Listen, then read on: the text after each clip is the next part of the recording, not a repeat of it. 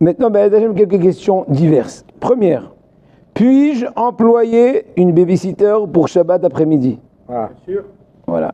Bon, Hachem, on a un nouveau Rav. Oui. Voilà, je vous remercie.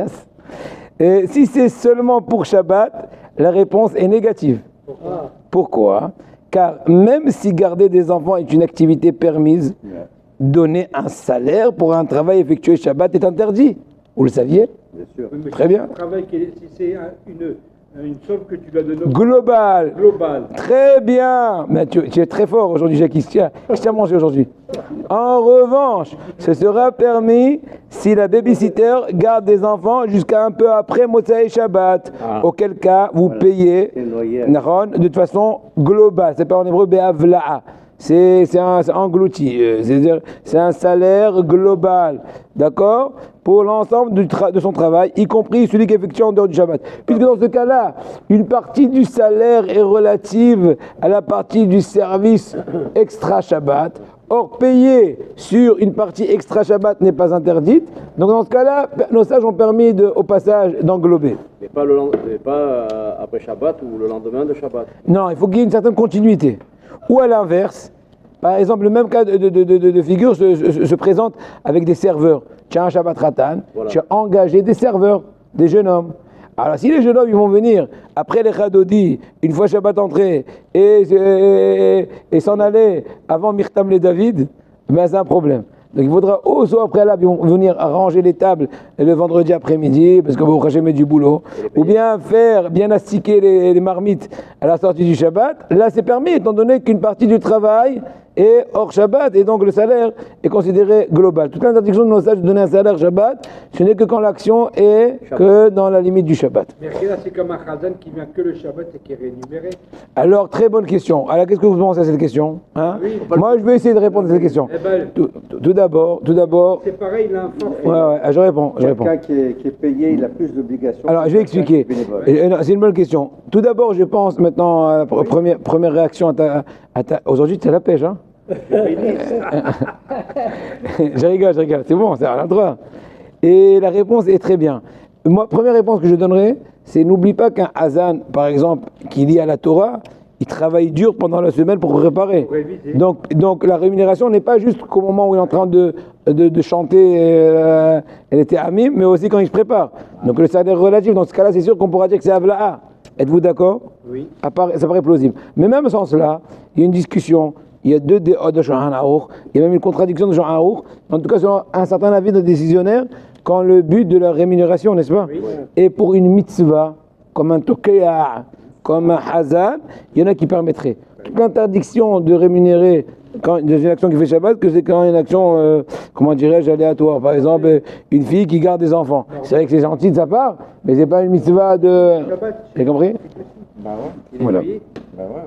Même chose si vous la prenez aussi en semaine, si vous pouvez la payer pour la semaine et même chose. Cette babysitter, imagine-toi, tu la fais travailler chez toi pendant toute la semaine.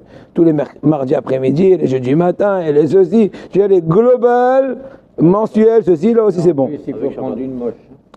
Je portais Azak. Ouais, il vaut mieux un homme. Je portais une. Voilà. Hein? J'ai porté une jupe jusqu'au genou, mais ma cousine m'a dit que cela devrait recouvrir les genoux également en position assise. Est-ce bien vrai? Est-ce qu'il suffit que ça recouvre quand on est debout ou même quand on est assise, puisque de la façon assise, ça... Tout d'abord, précision, que la tzniot donne au peuple juif sa noblesse. Elle concerne les hommes et les femmes. Elle confère une prestance et permet aux concernés d'être regardé par son fond et non pas par sa forme. Ce qui de nos jours est une rareté malheureusement. On essaie de monter l'extérieur et sans... Hier j'ai dit pas mal de fous là. Donc maintenant le mérite de cela rapproche le Mashiach. Il faut qu'il y ait des gens qui ont l'audace de Torah de venir et de mettre les choses à l'ordre. Avec diplomatie certes, mais il faut le faire. Il n'y a pas qui pique. Pour une femme, les recommandations sont les suivantes. Comme vous l'avez dit, la jupe recouvre les genoux, même en position assise. Les manches recouvrent le coude et le col recouvre les os visibles avec la jonction avec le cou. Pour les collants, il y a différentes recommandations, chacun demandera son rave. En fait, il n'y a pas expliqué, moi aussi je ne peux pas vous expliquer trop parce que c'est très relatif, mais heureux celui qui peut aussi mettre les bas tout le temps.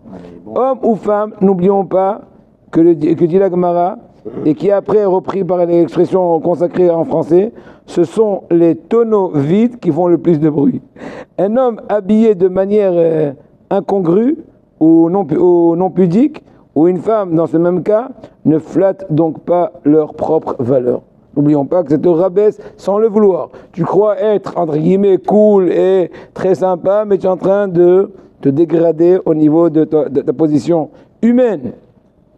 Faut-il enlever mon alliance pour faire Netilat Yadayim? Non, tu n'as pas besoin si elle tourne. Alors on va voir. Aujourd'hui, je crois qu'il faut, tu vas voir tout le temps en région, une fois oui, une fois non. Eh ben, vas-y. Votre bague ne pose pas problème si vous avez l'habitude de la retirer pour certaines activités. On n'a pas alors. Hein. Oui. On estime que si vous ne la retirez pas pour prêter du pain, alors elle n'est pas considérée comme une khatitsa, séparation. Et vous pouvez faire Netilat Yadayim sans la retirer. Pour une bague plus complexe, sertie d'une pierre par exemple, de nombreux décisionnaires estiment qu'il faut l'enlever pour faire Netilat Yadayim, car forcément, retirer de temps, etc. En un mot, tout dépend de ton habitude. En général, une simple alliance, n'est-ce pas? Oui. On n'a pas l'habitude de l'enlever. Donc il n'est pas atitza. Mais si c'est un truc, un bijou, qu'une femme ne va pas la salir avec un truc, ça c'est atitza avant les chila. C'est bon? Allez.